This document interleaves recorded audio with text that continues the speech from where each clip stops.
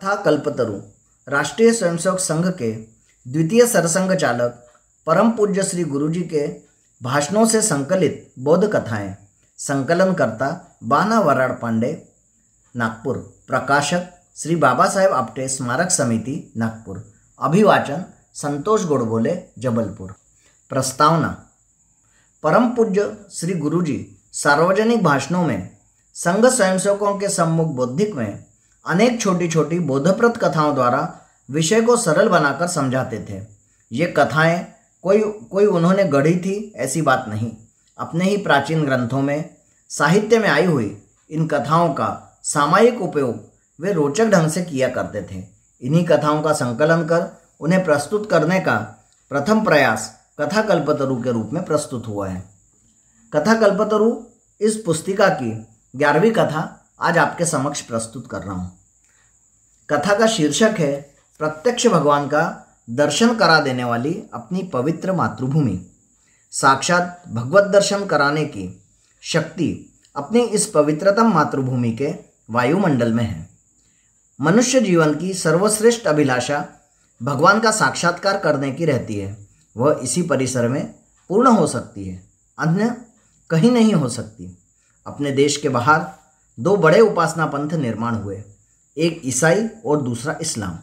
दोनों के संस्थापक बड़े पुरुष थे। ईसाई पंथ के संस्थापक ईसा मसीह ने अपने जीवन में भगवान का दर्शन किया, ऐसा उनका जो चरित्र प्रसिद्ध है उसमें कहीं भी उल्लेख नहीं। एक बार उन्हें शैतान मिल गया था। बड़े प्रलोभन दिखाए, कहा कि मैं तुम्हें तीनों लोक का राजा बनाऊंगा। परंतु ईसा मसीह बहुत श्रेष्ठ पुरुष थे। ऐसे शूद्र प्रलोभन से भगवान की भक्ति छोड़ने वाले नहीं थे। उन्होंने शैतान से कहा, हट जाओ, मेरे रास्ते में खड़े मत रहना। परंतु इतने श्रेष्ठ होते हुए भी भगवान का उन्हें दर्शन हुआ, ऐसा कहीं पे भी उल्लेख नहीं है। दूसरे इस्लाम पंथ के संस्थापक मोहम्मद पैगंबर, इन्हें कुछ ऐसे अशरीरी वाणी, अंतरिक्ष से सुनाई देने वाली वाणी सुनाई देती थी। ऐसी दिव्य वाणी में कभी कभी आदेश ग्रथित किए हुए भी रहते थे। कहते हैं कि एक बार उन्हें देवदूत का दर्शन हुआ। देवदूत ने उनसे बातचीत की और कई प्रकार के उपदेश दिए, परंतु भगवान के दर्शन होने का कोई उल्लेख नहीं। अपनी इस पवित्रतम मातृभूमि में अति प्राचीन काल में ऋषि उठकर खड़ा हुआ और कहने लगा, वह दिव्य पुरुष मैंने देखा है, उसको मैंने जाना है, जिसे जानने से समस्त संसार के संपूर्ण दुख से निवृत्त होकर चिरंतर परम सुख की प्राप्ति होती है।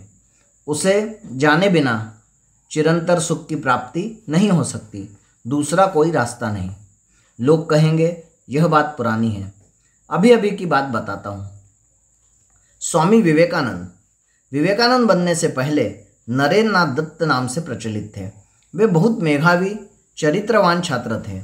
उनके मन में बाल्यकाल से ही कौतूहल था कि भगवान क्या है, कैसे हैं, यदि हैं तो दिखाई देना चाहिए, उनका दर्शन करना चाहिए। वे साधु और महात्माओं के पास गए और उनसे पूछा, महाराज क्या आपने भगवान देखा है? सभी ने सच्चाई से कहा, भाई हम अभी साधना कर रहे हैं, हमने तो देखा नहीं। नरेंद्र नाथ कुछ निराश से हुए। उन्हें लगा भगवान ईश्वर वगैरह सब गपोड़बाजी है। एक प्रकार की निरीश्वरवादिता मन में प्रवेश करने लगी। उनके कॉलेज में एक अंग्रेज प्रोफेसर थे। उन्होंने कहा, इधर उधर कहाँ भटकता है? तुझे यदि भगवान का दर्शन कराने वाला कोई और भगवान के स्मरण मात्र से समाधि मग्न होने वाला महापुरुष देखना है तो दक्षिणेश्वर की कालीवाड़ी में जा, वहाँ पागल से दिखने वाले पुजारी के पास जा। कौतूहल के साथ नरेंद्र वहाँ गए। देखा कि एक देहाती ग्रामीण भाषा में बोल रहा है। ढीली सी धोती जैसे तैसे शरीर से लपेटी है, जिसका एक छोर कंधे पर डाला है। सोचा इसी के पास मुझे भेजा है क्या हमारे प्रोफेसर ने? थोड़ी देर बाद बातचीत सुनकर नरेंद्र ने कहा, महाराज मेरा एक प्रश्न है।